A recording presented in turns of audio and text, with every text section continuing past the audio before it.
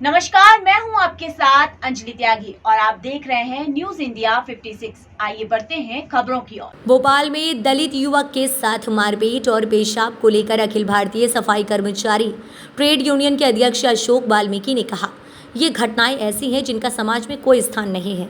अनुसूचित जातीय वर्ग के लोगों के साथ इस तरह के जो अमानवीय अत्याचार हो रहे हैं, ये संविधान को चैलेंज करने वाली बातें हैं। संविधान में ऐसे लोगों के लिए कड़े कानून बन चुके हैं, उसके बावजूद ऐसी घटना हो रही है। सामाजिक न्याय का जो आधार है, उनका इन पर कोई असर नहीं पड़ रहा है। वहीं बीजेपी कार्यकर्ता से जुड़े होने पर वाल्मीकि ने कहा कि जब ऐसी घटना हो जाती है तब बीजेपी से जोड़ दिया जाता है। अगर कोई पार्टी से जुड़ा है और किसी ने घटना की तो उसके लिए पार्टी दोषी नहीं है। वहीं उन्होंने कांग्रेस के बयान पर पलटवार किया और कहा, कांग्रेस विपक्ष में है तो कांग्रेस ऐसी बातें करेगी। कांग्रेस के राज में सबसे ज़्यादा ऐसी घटनाएं होती थीं।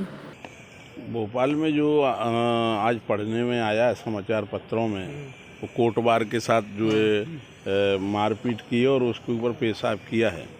क्योंकि ये घटनाएं ऐसी हैं जिनको समाज में कोई स्थान नहीं है, लेकिन चूँकि अनुसूचित जाति वर्ग के लोगों के साथ इस प्रकार की अमानवीय जो अत्याचार हो रहे हैं, वह जो है संविधान को चैलेंज करने वाली बातें हैं जी। क्योंकि संविधान में इस प्रकार की व्यवस्था ऐसे लोगों के लिए कोई नहीं है, बहुत कड़े कानून बन चुके हैं। उसके बावजूद भी निडर होकर वो अमानवीय घटना कर रहे हैं, लोगों को पेशाब पिला रहे हैं, मल खिला रहे हैं। तो इससे और निश्चित तौर से अनुसूचित जाति अत्याचार अधिनियम इतना कड़ा है कि इसमें जमानत के भी प्रावधान नहीं हैं, लेकिन फिर भी लोगों को भय नहीं है।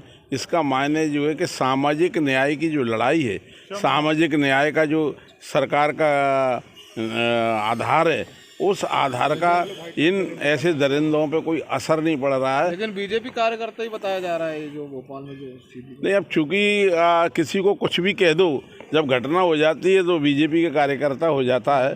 और बाकी जो है रामेश्वर दयाल शर्मा हमारे आदरणीय विधायक जी, उन्होंने बयान दिया है कि वो दोनों ही दोस्त थे और वो मेरे भी दोस्त थे, ऐसा उन्होंने बयान दिया है।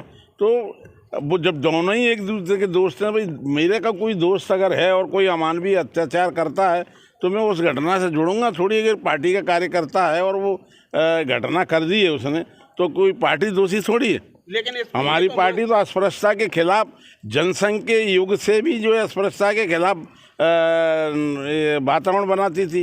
ये तो मानेंगे आपके प्रदेश में कानून है ना कहीं कमजोर पड़ता दिखाई दे रहा है, क्योंकि कानून का लोगों को डर। ये असामाजिक घटना है जी, ये कानून को घटाने वाली बातें नहीं, ये असामाजिक घटना है। मतलब जातिवाद पर आधारित हैं, जिनके दिमाग में जो फितूर घुमा हुआ है और जो काई जमी हुई वर्षों पुरानी, बस वो उस मानसिकता का शिकार हैं वो लोग। बाकी आप समझो चुनाव में कहीं ना कहीं बीजेपी को फर्क पड़ेगा या नहीं पड़ेगा। भाई देखिए, भारतीय जनता पार्टी अनुसूचित जाति वर्ग के लिए इतने कार्य कर रही है, इतना जन जागरण कर रही है। इसमें चाहे महर्षि वाल्मीकि जयंती का सवाल हो, रविदास जयंती का सवाल हो, खटवाक भगवान है जो खटीक समाज के, उनका सबको सम्मान देने का काम करती है। तो भारतीय जनता पार्टी के ऐसी जो असामाजिक घटनाएं हैं, इन घटनाओं पर भारतीय जनता पार्टी का चुनाव में कोई असर नहीं आएगा। क्योंकि अनुसूचित जाति वर्ग के लोगों के लिए जितना काम बाबा साहब डॉक्टर आम्बेडकर ने जो सपना देखा था, उसका पूरा करने के लिए भारतीय जनता पार्टी काम कर रही है। पंडित दीनदयाल उपाध्याय ने अंतिम व्यक्ति की बात की थी, बाबा साहब के आधार पर ही की थी कि अंतिम व्यक्ति से विकास की यात्रा प्रारंभ होनी थी। तो वो भारतीय जनता पार्टी के हमारे माननीय मुख्यमंत्री जी प्रयास कर रहे हैं। अब ऐसी अमानवीय घटनाओं को ना पत्रकार बंधु दे सकते, ना मीडिया दे सकती सम्मान। ये तो अपमानित घटनाएं और हमारे देश में इस प्रकार की घटना को कोई स्थान नहीं। कह रही कि बीजेपी में दलितों का अपमान हो रहा है बीजेपी का। भाई देखिए, ऐसा है, कांग्रेस विपक्ष में, कांग्रेस के राज्य में सबसे ज़्यादा घटनाएं होती थी। तब कांग्रेस के राज्य में सबसे ज़्यादा घटनाएं होती थी, अत्याचार की घटनाएं। भाई अटल बिहारी वाजपेयी साहब जो कैलाशवासी हैं, उन्होंने ही तो जो अनुसूचित जाति अत्याचार अधिनियम कानून बनाया था।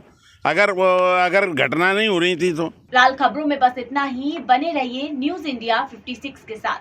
नमस्कार।